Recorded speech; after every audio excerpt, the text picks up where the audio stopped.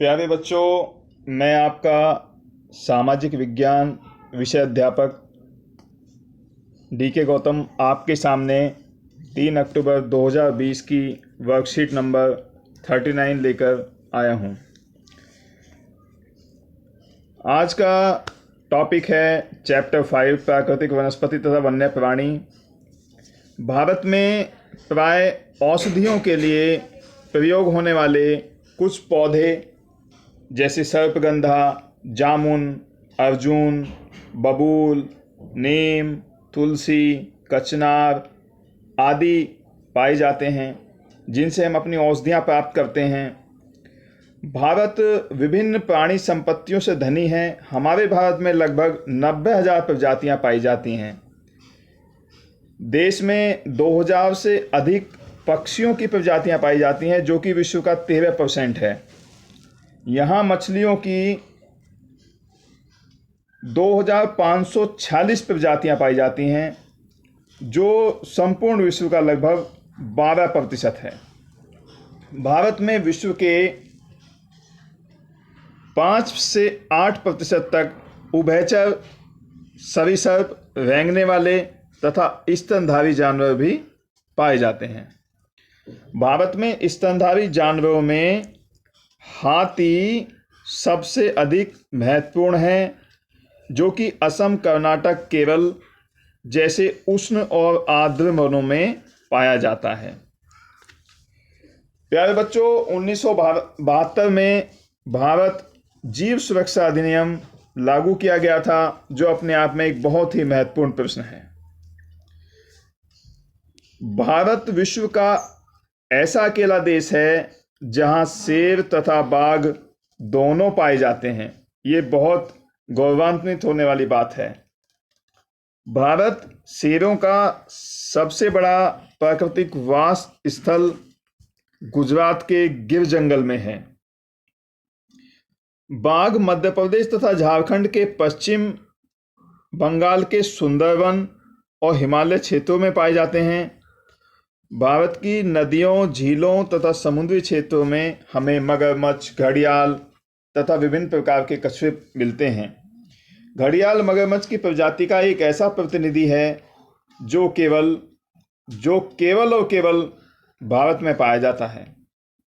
भारत में अनेक रंग बिरंगे पक्षी जैसे मोर, बत्तख, तोता, मैना, सारस, कबूतर आदि प्रजातियां वाले पक्षी पाए जाते हैं, जो देश के वनों तथा आर्द्र क्षेत्रों में रहते हैं। बहुत से कीड़े मकोड़े फसलों, फलों और वृक्षों के परागकण में मदद करते हैं और हानिकारक कीड़ों पर जैविक नियंत्रण रखते हैं। इन सभी प्रजातियों का पारिस्थितिक तंत्र में विशेष योगदान रहता है, अतः उनका संरक्षण अनिवार्य है। पारिस्थितिक तंत्र के असंतुलन का मुख्य कारण लालची व्यापारियों का अपने व्यवसाय के लिए अत्यधिक शिकार करना है।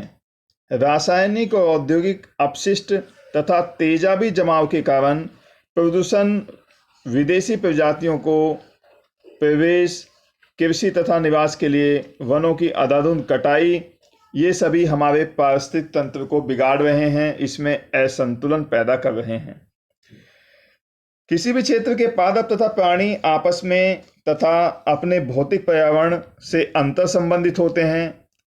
इसी को हम प्यारे बच्चों इकोसिस्टम, पारिस्थितिक तंत्र कहते हैं।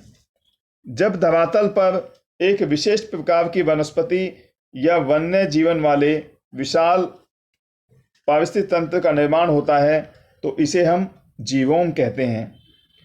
भारत में पादप और जीव संपत्ति की सुरक्षा के लिए सरकार ने कई कदम उठाए हैं।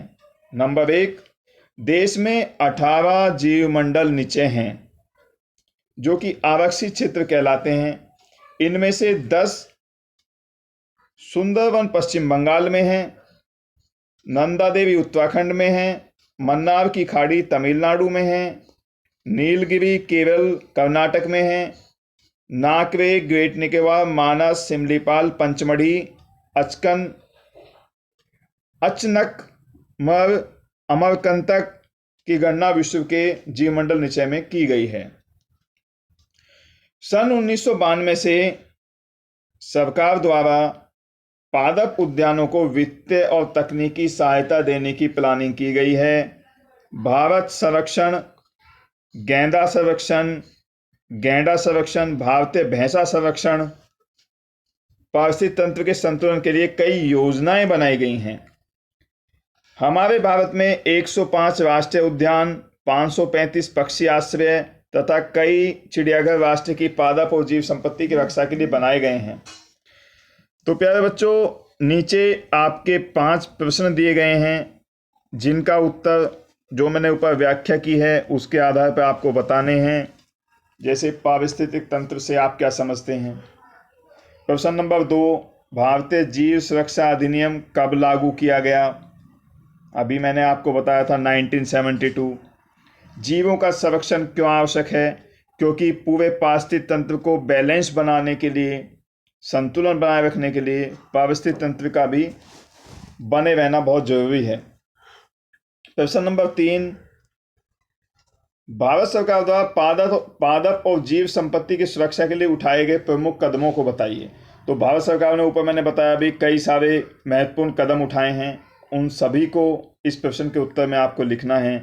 जीवों से आप क्या समझते हैं, ये भी मैंने भी आपको ऊपर समझाया है। तो ऊपर वाले जो दिया गया आपको वर्कशीट है उसको ध्यान से पढ़ना और इसका आंसर देना। प्रश्न नंबर 5 है, जीवों और पक्षियों की सुरक्षा के लिए आप क्या क्या कदम उठा सकते हैं। तो प्यारे बच्चों, आप जो भी महत्वपूर्ण कदम इसको लेके उठा सकते हैं, आपने जो पढ़ा समझा उसके आधार पे आप इसको वर्कशीट को पूरा करेंगे। कोई समस्या आती है तो आप मुझे व्हाट्सएप पे मैसेज कर सकते हैं। Thank you very much.